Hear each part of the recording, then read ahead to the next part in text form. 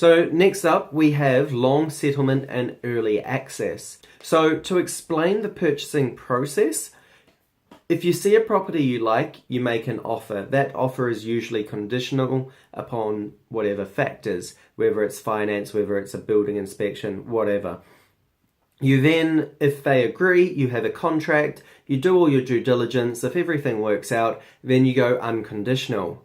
Now, there's a period between when you go unconditional, and unconditional is simply legally saying, yes, I'm going to buy the property, and settlement. And settlement is the day that title is transferred and the funds are transferred and you take full ownership of that property.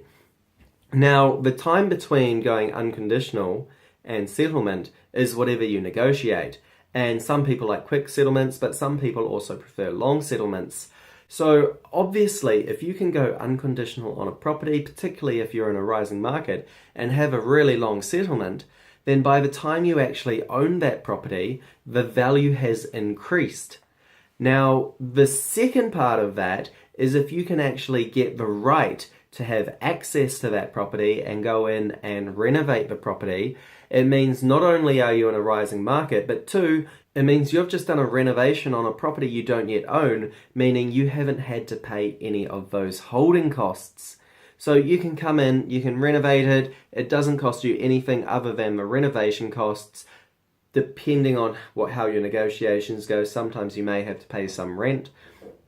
But it then allows you to increase the value of the property, and you can then either on-sell it upon your settlement date, which is a double settlement, which we talk about a little bit further in, or you can go to the bank and you can say, hey, look, the value of the property has increased, I want to borrow more, which means you can pull your deposit back out or save yourself from having to pay a deposit, and it recycles your money faster. Now, this is a fantastic strategy, but I do have to say, this is like the unicorn of investing. It's fantastic to get, but it really is pretty rare. I mean, think about it. Would you want someone coming into your house and taking over a renovation? Probably not. What does extended settlement mean? Well, usually you're going to be looking for minimum of 3 months, typically 6 months, but it can extend to 1 year. If you're going any longer than 1 year, I'd probably advise you to use a different sort of strategy. However, the difference is this one, you're actually obligated to purchase. You have said legally that you will purchase this property. So remember, you're going to have to purchase it.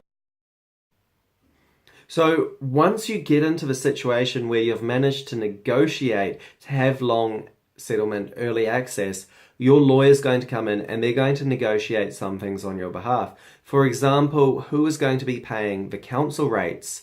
Who is going to be paying insurance? If you're going to be going into someone else's house and renovating, you're going to need insurance. They should have their own insurance, but you need extra insurance, probably construction insurance. And you should also advise their insurance what you're planning on doing. The minute you go into that property, it's deemed that you've taken possession. And so all the maintenance things, everything that you would normally pick up on a pre-settlement inspection are no longer relevant because you've been in that property. And then the last thing, obviously, is you need to talk about who's going to be paying water and electricity. Now, one thing that happens a lot is if you're getting early access to that property, then they might want to charge you some sort of rent or some sort of consideration. It's a sweetener for them. Now, if you're going to be putting down a deposit, if you're going to be having some sort of financial interest in this property, then you need to protect yourself. And the best way for me to do that, depending on what your legal system is for me to put a caveat on it. That is, the house cannot be sold until the caveat is removed, and they have to come to me in order to remove that caveat. So I have only actually gotten long settlement, early access, maybe once or twice.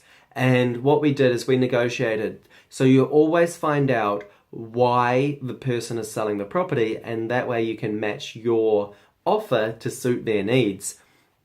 So we knew that she was simply getting old and she wanted to sell up. It was a very large house and she wanted to build a granny flat under her son's house. So what we did is we went for a 3-month settlement, early access. We paid a big deposit of $50,000 and we released it immediately so that she could take that money and go out and renovate her son's house so that she could have a home. We then came in after 1 month, which gave her enough time to do that at her son's place, and we took possession of the property and we were able to get in and renovate and do whatever we want. Another strategy that you can utilize is by having that long settlement and early access, you can actually bring people through, such as your tradespeople. If you want to get any work done, it means you can have everything lined up. So the minute you take possession, you can do any work. But a strategy we've used is to actually on-sell it. So if we find a property that's very cheap, we will get it, we will negotiate a long settlement. That then gives us 3 months in order to resell the property, and we have our settlement date with our purchaser on the same settlement date as our vendor, which makes it a double settlement, which again I will speak to you about soon.